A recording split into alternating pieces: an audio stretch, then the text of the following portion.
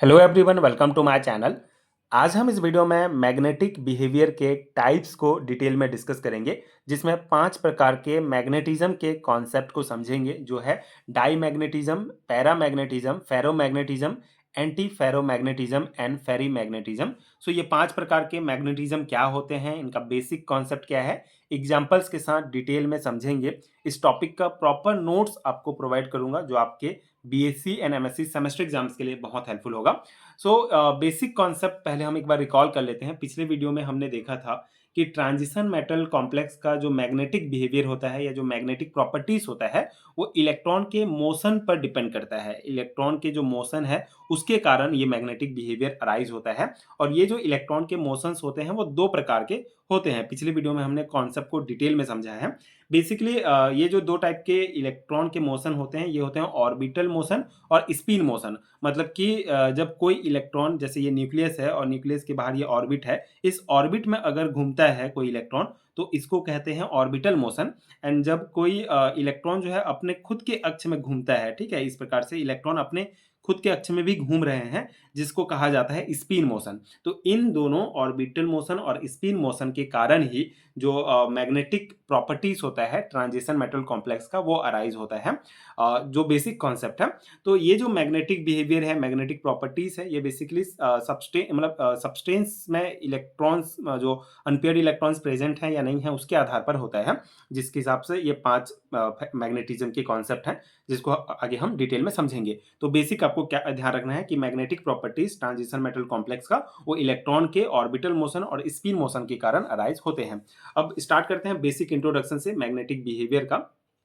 So when a substance is placed in an external magnetic field, it responds differently depending on the arrangement of its electrons. This response of a substance toward a magnetic field is known as magnetic behavior. ठीक है, तो यहाँ पे concept क्या है कि जब किसी सब्सटेंस को हम किसी भी सब्सटेंस को अगर हम एक्सटर्नल मैग्नेटिक फील्ड, ठीक है, एन और एस में इस प्रकार से अगर हम रखते हैं किसी भी सब्सटेंस को, तो ये जो है ये जो सब्सटेंस होता है, ठीक है, मतलब जैसे अलग अलग प्रकार के सब्सटेंस अगर हम मैग्नेटिक फील्ड में रखते हैं, तो इस इन सब्सटेंस में इलेक्ट्रॉन का अरेंजमेंट किस प्रकार से है, उसके आधार पर ये डिफरेंट प्रकार से रिस्पॉन्ड करता है एक्सटर्नल मैग्नेटिक फील्ड को। और ये जो रिस्पॉन्स होता है सब्सटेंस का मैग्नेटिक फील्ड के टूवर्ड्स, उसको मैग्नेटिक बिहेवियर कहा जाता है। ठीक है, सिंपल सा कॉन्सेप्ट है। जब किसी भी सब्सटेंस को हम मैग्नेटिक फील्ड में रखते हैं, तो ये जो मैग्नेटिक फील्ड है ये अलग अलग प्रकार से रिस्पॉन्ड करता है। इसमें इलेक्ट्रॉन का अरेंजमेंट किस प्रकार से है उस आधार पर। ठीक है, तो ये जो रिस्पॉन्स होता है इस सब्सटेंस का मैग्नेटिक फील्ड के टूवर्ड्स, मैग्नेटिक फील्ड की तरफ, उसको कहा जाता है magnetic behaviour. And the magnetic behavior of substance mainly depend on the number of unpaired electron present in its atom or ion. ठीक है, और ये जो मैग्नेटिक बिहेवियर होता है किसी भी सब्सटेंस का, वो मेनली डिपेंड करता है number of unpaired electron present in atoms और आयन। ठीक है, किसी भी एटम्स या आयन में कितने number of unpaired electron present है, उसके आधार पर ये मैग्नेटिक बिहेवियर डिसाइड होता है। ठीक है, so on the basis of arrangement of magnetic movement, substance are classified into 5 type. ठीक है, मतलब कि मैग्नेटिक मूवमेंट के अरेंजमेंट के आधार पर 5 प्रकार से क्लासिफाइड किया गया है। Diamagnetism, paramagnetism, ferromagnetism, anti ferromagnetism and ferrimagnetism. ये 5 नाम आप याद रखेंगे। ये इंडिविजुअली भी बहुत इंपॉर्टेंट टॉपिक्स हैं। कभी कभी बीएससी में आपको पूछ लिया जाता है डाईमैग्नेटिज्म के कॉन्सेप्ट को समझाइए, तो आप इसको जो है अलग अलग टॉपिक के रूप में भी देख सकते हैं। बाकी आज हम इस वीडियो में ये सभी कॉन्सेप्ट को इस एक ही वीडियो में हम कवर करेंगे। तो स्टार्ट करते हैं डाईमैग्नेटिज्म से। बेसिक आई होप आपको समझ में आ गया होगा। सो डाईमैग्नेटिज्म की अगर हम बात करें, so it is the property so by substance in which all electron are paired, since every electron is paired with other electron having opposite spin, their magnetic moment cancel each other completely. As a result, the substance possesses no permanent magnetic moment. ठीक है, तो ये जो diamagnetic का concept है, ये क्या है कि इसमें जो सभी इलेक्ट्रॉन्स प्रेजेंट होते हैं वो पेयर होते हैं। ठीक है, जैसे इलेक्ट्रॉन जो है इस प्रकार से पेयर होते हैं, जिसके कारण इनका जो मैग्नेटिक मोमेंट होता है वो जीरो होता है। और डायमैग्नेटिक सब्सटेंस जो है वो डायमैग्नेटिज्म में जो डायमैग्नेटिक सब्सटेंस हम यूज करते हैं वो मैग्नेटिक फील्ड को अपोज करते हैं, इसलिए वे हमेशा वीकली रिपेल्ड होते हैं। ठीक है, ये बेसिक कॉन्सेप्ट है कि यहाँ पे जितने भी सब्सटेंस हम यूज करते हैं डायमैग्नेटिक सब्सटेंस, उसमें जितने भी इलेक्ट्रॉन्स प्रेजेंट हैं सभी पेयर्ड होते हैं। और इलेक्ट्रॉन पेयर्ड होने के कारण वो अपोजिट स्पिन जो होता है उसको कैंसिल करते हैं, जिसके कारण इसका मैग्नेटिक मोमेंट जो होता है वो जीरो हो जाता है। And when a diamagnetic substance is placed in an external magnetic field it develop an induced magnetic field opposite to the applied field, therefore it is weakly repelled by the magnetic field. ठीक है, तो यहाँ पे जो हमारा magnetic substance होता है जिसको हम मैग्नेटिक फील्ड में रखते हैं, ये क्या करता है, अपोज करता है मैग्नेटिक फील्ड को। ठीक है, जैसे ये हमारा दो एन एस जो चुंबक हमने रखा और ये हमने एक डायमैग्नेटिक सब्सटेंस यहाँ पे रखा, तो इसके द्वारा जो भी मैग्नेटिक फील्ड इसके ऊपर लगाया जाता है उसको ये सब्सटेंस जो है वो अपोज करता है। मतलब इसको एग्जाम्पल में आप समझ सकते हैं, जैसे मान लेते हैं कि एग्जाम्पल हम लेते हैं बिस्मत का। ठीक है, ये बिस्मत को अगर हम इस प्रकार से, अगर हम शक्तिशाली चुंबक के पास इस बिस्मत को लेकर जाते हैं तो ये क्या करता है, चुंबक की ओर आकर्षित नहीं होता है ये बिस्मत, बल्कि उसको जो है अपोज करता है, मतलब दूर हटाने की कोशिश करता है चुंबक को। तो यही जो है डायमैग्नेटिज्म का कॉन्सेप्ट है। तो डायमैग्नेटिक सब्सटेंस को अगर हम दो स्ट्रॉन्ग मैग्नेट्स के बीच में रखते हैं तो ये जो मैग्नेटिक फील्ड के द्वारा मैग्नेटिक फील्ड जो है, मैग्नेटिक फील्ड जो लगता है उसको अपोज करता है, मतलब दूर भगाने की कोशिश करता है। ठीक है, अपने से दूर हटाता है, तो इसको कहा जाता है डायमैग्नेटिज्म। ठीक है, यहाँ पे एग्जांपल में आप Zn2+, Cd2+, Hg2+ ये एग्जांपल ले सकते हैं। ये हमारा टेट्रासाइनोनिक्लेट भी एग्जांपल में आएगा। तो ये हमारा डायमैग्नेटिज्म का कॉन्सेप्ट है। इसके कुछ प्रॉपर्टीज को हम समझ लेते हैं। पहला प्रॉपर्टी है हमारा, when a rod of a diamagnetic substance is placed between the north and south poles of the magnet it's automatically align itself perpendicular to the magnetic field due to its diamagnetic nature. ठीक है, तो जब किसी diamagnetic substance को हम north और south pole जो चुंबक है इसके बीच में रखते हैं तो ये क्या होता है, मैग्नेटिक फील्ड के परपेंडिकुलर जो है अपने आप अलाइन हो जाता है। ठीक है, क्योंकि ये डायमैग्नेटिक सब्सटेंस है, तो यहाँ पे जो मैग्नेटिक फील्ड लग रहा है उसकी तरफ अट्रैक्ट नहीं होगा, एन की तरफ या एस की तरफ नहीं जाता है, बल्कि अपोज करता है, इसलिए उसके बीचों बीच में जो है मैग्नेटिक फील्ड के परपेंडिकुलर बीचों बीच में इस प्रकार से लटक जाता है, तो खड़े हो जाता है। तो इसको कहा जाता है पहला प्रॉपर्टी है, मतलब डायमैग्नेटिक सब्सटेंस है, ये हमको पता चल जाएगा। ठीक है, सेकंड अगर हमको पता करना है कि ये सब्सटेंस डायमैग्नेटिक है या नहीं है, ये बेसिकली प्रॉपर्टी है, सभी डायमैग्नेटिक सब्सटेंस ये प्रॉपर्टी शो करते हैं। तो अगर हम इस टाइप ये दोनों अगर कोई भी सब्सटेंस ये दोनों प्रॉपर्टी शो करते हैं, मतलब वो डायमैग्नेटिक सब्सटेंस होगा। ठीक है, तो सेकंड हमारा प्रॉपर्टी है, when a solution of a diamagnetic substance is filled in a tube and one end of the tube is placed in a magnetic field the level of the liquid at the end inside the magnetic field falls.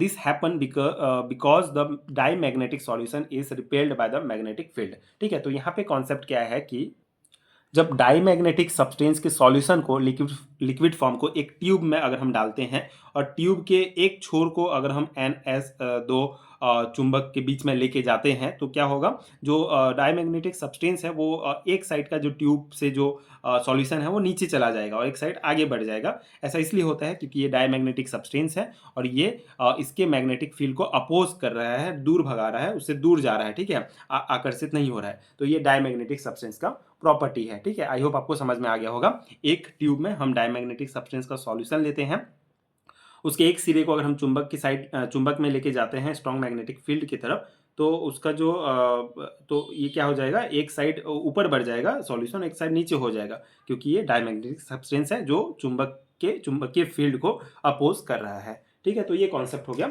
अब हम second हमारा देखते हैं paramagnetism का concept क्या होता है। So it is the property so by substance containing one or more unpaired electron. Each unpaired electron act like a tiny magnet. Therefore, these substance have a net magnetic moment.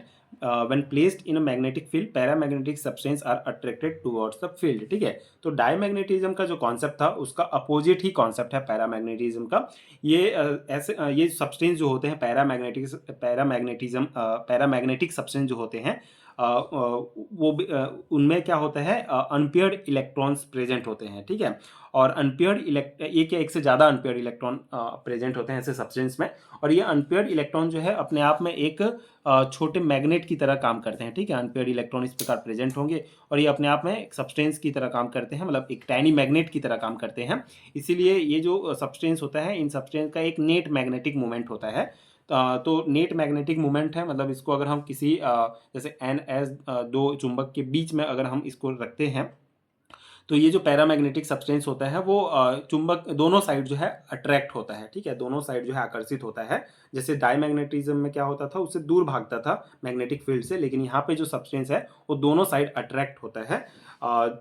ठीक है, तो ये paramagnetism का concept है। And the strength of paramagnetism increase with the increase in the number of unpaired electron, ठीक है। तो जैसे जैसे अनपेयर्ड इलेक्ट्रॉन की संख्या बढ़ती जाती है, पैरामैग्नेटिज्म जो होता है, जो स्ट्रेंथ होता है वो बढ़ते जाता है, ठीक है। तो अनपेयर्ड इलेक्ट्रॉन के कारण सब्सटेंस में अनपेयर्ड इलेक्ट्रॉन प्रेजेंट हैं, उसके कारण ये मैग्नेट की तरफ जो है वो अट्रैक्ट होता है, मैग्नेटिक फील्ड की तरफ। तो ये पैरामैग्नेटिज्म का कॉन्सेप्ट है। अगर हम इसकी प्रॉपर्टीज की बात करें, so when a paramagnetic rod is placed between the poles of two magnet, it's align itself parallel to the direction of the magnetic field, ठीक है। तो यही डायग्राम आप यहाँ पे प्रॉपर्टी में देख सकते हैं। जैसे डायमैग्नेटिज्म के कॉन्सेप्ट में हमने देखा था कि जब रॉड को दो चुंबक के बीच में डाला जाता है, पैरामैग्नेटिक सब्सटेंस के रॉड को, तो वो परपेंडिकुलर जो है अलाइन हो जाता है। लेकिन यहाँ पे क्या है, चूंकि ये जो है ये सब्सटेंस जो है मैग्नेट की तरफ अट्रैक्ट होता है, इसीलिए जब हम इसको दो चुंबक के बीच में करते हैं तो ये जो है मैग्नेटिक फील्ड के डायरेक्शन में जो है जैसे इस साइड से ये मैग्नेटिक फील्ड लग रहा है तो उसी के डायरेक्शन में ये अलाइन हो जाता है, ठीक है। और सेकेंड प्रॉपर्टी हमारा, when a U shaped tube is filled with a paramagnetic liquid and a magnet is placed near one arm of the tube, the level of the liquid in the arm near the magnet rise, ठीक है। तो यहाँ पे भी उसका opposite concept है। जब हम सब्सटेंस को लेते हैं, पैरामैग्नेटिक सब्सटेंस को एक ट्यूब में लेंगे, तो यहाँ पे जो अगर हम एक सिरे को अगर हम मैग्नेटिक फील्ड में रखेंगे तो क्या होगा कि जो सब्सटेंस है वो इधर, मतलब ये चुंबक की तरफ आकर्षित हो रहा है ये सब्सटेंस, तो इसी कारण जो है ये इधर ज़्यादा आगे बढ़ जाएगा, ठीक है, इधर से नीचे आ जाएगा ये सब्सटेंस। तो ये इसका एक इंपॉर्टेंट प्रॉपर्टी है। तो अगर आप कोई भी सब्सटेंस ये दोनों प्रॉपर्टी शो कर रहे हैं, मतलब कि वो पैरामैग्नेटिक सब्सटेंस है, ठीक है। तो ये सिंपल कॉन्सेप्ट है हमारा। थर्ड है हमारा फेरोमैग्नेटिज्म।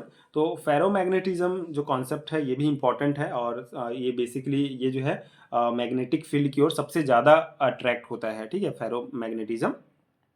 तो it is the property in which the magnetic moment of neighboring atoms or ion are aligned parallel to one another, because all magnetic moment point in the same direction, they reinforce each other and produce a very strong magnetic field, ठीक है। तो ये substance basically magnetic field की ओर बहुत attract होते हैं, क्योंकि इनमें क्या होता है, अनपेयर्ड इलेक्ट्रॉन होते हैं। साथ ही साथ इन सब्सटेंस के जो एटम्स होते हैं, इन सब्सटेंस के एटम्स के जो मैग्नेटिक मूवमेंट होते हैं वो एक्सचेंज इंट्रैक्शन के कारण एक ही दिशा में अलाइन हो जाते हैं, ठीक है। इसके कारण ये बहुत स्ट्रॉन्ग मैग्नेटिक फील्ड शो करते हैं। So ferromagnetic substances are strongly attracted by the external magnetic field and can retain their magnetism even after the magnetic field is removed, ठीक है। तो मैग्नेटिक फील्ड में अगर हम फेरोमैग्नेटिक सब्सटेंस को रखते हैं तो बहुत स्ट्रांगली अट्रैक्टेड होते हैं। For this reason they use as a permanent magnet, ठीक है। तो ये फेरोमैग्नेटिक सब्सटेंस ही परमानेंट मैग्नेट की तरह जो है यूज किया जाता है। So above certain temperature called the Curie temperature, ferromagnetic substance lose their permanent magnetism and become paramagnetic, ठीक है। तो मैग्नेटिक सब्सटेंस या फेरोमैग्नेटिज्म जो है वो बेसिकली इतना ज़्यादा स्ट्रॉन्ग मैग्नेट होता है कि एक सर्टेन टेम्परेचर होता है इसके लिए, जिसे क्यूरी टेम्परेचर कहते हैं। तो क्यूरी टेम्परेचर तक इसको गर्म करने पर ही इसका जो परमानेंट मैग्नेटिज्म है वो खत्म होता है और ये पैरामैग्नेटिक सब्सटेंस बनता है। इसमें एग्जांपल आपका आयरन, कोबाल्ट, निकिल ये सब आएगा, और इस टाइप से इसको डायग्राम में आप रिप्रेजेंट कर सकते हैं। यहाँ पे अनपेयर्ड इलेक्ट्रॉन है और सभी एक ही डायरेक्शन में जो है अलाइन हो रहे हैं। तो all movement parallel with large net magnetic movement, जिसके कारण इसका मैग्नेटिक मूवमेंट बहुत ज़्यादा हो जाता है और ये मैग्नेटिक फील्ड की तरफ स्ट्रांगली अट्रैक्टेड रहते हैं। नेक्स्ट है हमारा एंटी फेरोमैग्नेटिज्म।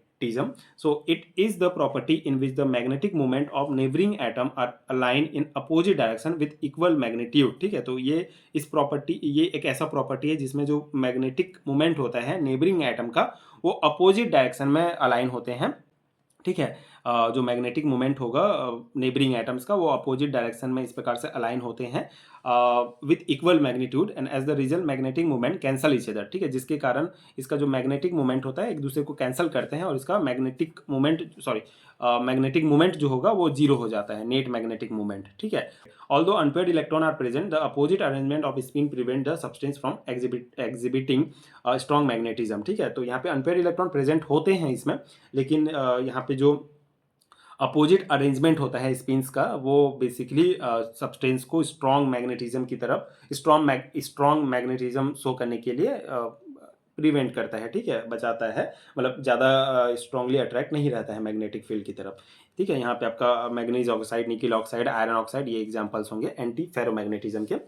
फेरीमैग्नेटिज्म की अगर हम बात करें तो it is the property in which the magnetic movement of neighbouring atoms are align in opposite direction but their magnitudes are unequal since the opposite magnetic movement do not cancel completely the substance possesses a net magnetic movement, ठीक है। तो ये इसमें क्या होता है ferromagnetism में कि जो नेबरिंग एटम का मैग्नेटिक जो मूवमेंट होता है वो अपोजिट अपोजिट डायरेक्शन में अलाइन होते हैं, ठीक है। यहाँ लेकिन इनका मैग्नीट्यूड जो होता है वो अनइक्वल होता है, जिसके कारण ये जो अपोजिट मैग्नेटिक मूवमेंट होते हैं एक दूसरे को कंप्लीटली कैंसल आउट नहीं करते हैं, जिसके कारण सबस्टेंस जो है वो मैग्नेटिक मूवमेंट शो करता है, मतलब इनका कुछ नेट मैग्नेटिक मूवमेंट होता है। जैसे एंटी फेरोमैग्नेटिज्म में क्या होता था कि वो एक दूसरे को कैंसल आउट कर देते थे क्योंकि उसका जो मैग्नीट्यूड है वो इक्वल था, जिसके कारण नेट मैग्नेटिक मूवमेंट जीरो हो जाता था। लेकिन इसका जो नेट मैग्नेटिक मूवमेंट है वो कुछ होता है, मतलब शो करता है, इसलिए ferrimagnetic substance are strongly attracted by magnetic field and can also retain magnetism after the external magnetic field is removed. However, their magnetism is weaker than that of ferromagnetic substance, ठीक है। तो फेरी magnetic substance जो है वो strongly attracted रहते हैं magnetic field की side and also जो है ये मैग्नेटिज्म को अपना रिटेन करके रखते हैं जब इसको मतलब एक्सटर्नल मैग्नेटिक फील्ड से हटा भी दिया जाता है तो, ठीक है, मतलब ये भी थोड़ा सा स्ट्रांगली अट्रैक्टेड रहते हैं। And ferri magnetic materials are widely used in transformer, cores, microwave device and magnetic strong storage materials, ठीक है। यहाँ एग्जाम्पल आप Fe3O4 मैग्नेटाइट, ठीक है, Ni2O4 COFe2O4, ये कुछ फेरी मैग्नेटिज्म के एग्जांपल्स आप ध्यान रखेंगे, ठीक है। तो ये बेसिक कॉन्सेप्ट था हमारा टाइप्स ऑफ मैग्नेटिक बिहेवियर्स के। आई होप कि आपको समझ में आ गया होगा, ये नोट्स आपके एग्जाम प्रिपरेशन के लिए हेल्पफुल रहा होगा। अगर आपको हैंड रिटन नोट्स चाहिए यूनिट वाइज तो नीचे डिस्क्रिप्शन बॉक्स में आपको PDF स्टोर का लिंक मिलेगा, वहाँ से भी आप चेक कर सकते हैं, नोट्स डाउनलोड कर सकते हैं, जो आपके एग्जाम प्रिपरेशन के लिए बहुत हेल्पफुल होगा। एंड आगे की वीडियोज़ देखने के लिए चैनल के साथ जुड़े रहिए। Thank you so much for watching.